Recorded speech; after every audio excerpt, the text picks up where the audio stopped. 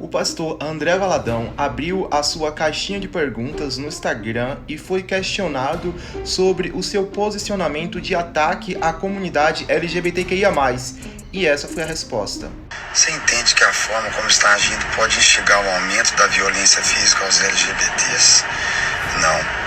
Eu entendo que eu tenho liberdade de falar isso e não aceitar um movimento desse sexualizando crianças. Agora vejam uma coisa, essa semana mesmo nós tivemos nos noticiários policiais um pastor da Igreja Batista da Lagoinhas, que é liderada por esse pastor André Valadão.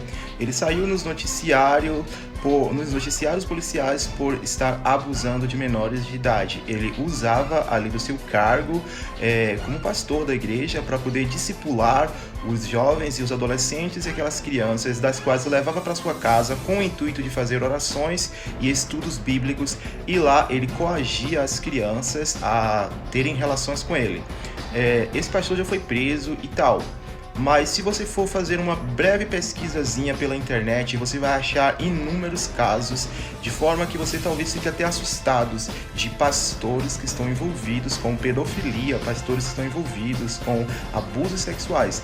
Agora me fala, será que realmente o lugar mais protegido para as crianças é dentro da igreja, no meio dos pastores? Porque da forma como ele expressa em seus cultos, em seus sermões, em todo lugar onde ele está e ele tem a oportunidade de falar, ele se expressa como se a comunidade LGBTQIA+, fosse uma ameaça para as crianças, uma ameaça para a família, né? Ele fala que os LGBTs querem destruir a família tradicional. Aquele pastor, falando novamente sobre esse pastor, ele era casado com uma mulher, ele tinha um filho de 2 meses, ou seja, vivia um relacionamento tradicionalmente da forma como a igreja exige.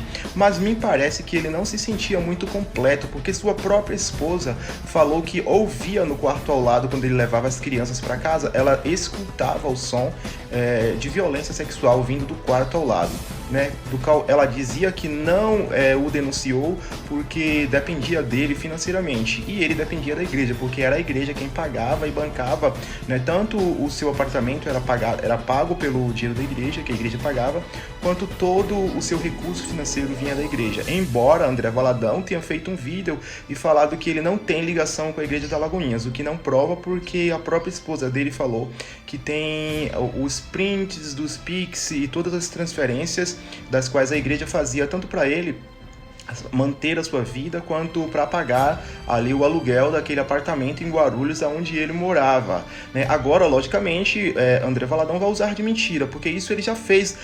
Mentir é uma das coisas que ele mais sabe fazer, porque na época das eleições, se você não lembra, ele mentiu também com o nome do Alexandre de Moraes, falando que tinha recebido uma ordem para se retratar ali contra o PT, contra Lula, e leu uma carta e tal, e o STF declarou que nunca tinha dado aquela motivação. Ele queria passar uma imagem de que se Lula ganhasse, as igrejas e os pastores seriam perseguidos, que antes mesmo de Lula ganhar, os pastores já estavam sendo obrigados a se retratar e a fazer aquilo que o governo queria, né? Sempre usando de mentira para manipular a mente do povo, a mente das pessoas que não vão conferir se a informação é verídica. Agora, novamente, eles saem disparada com outra mentira, tentando desassociar esse pastor da Igreja Batista da Lagoinhas, sendo que tem todas as provas dele com o próprio pai do André Valadão, o Márcio Valadão, tem ele pregando nos cultos, tem ele, todos os jovens que estavam ali declaram que eram liderados por ele discipulava, ele levava jovens para passar tempos na casa dele,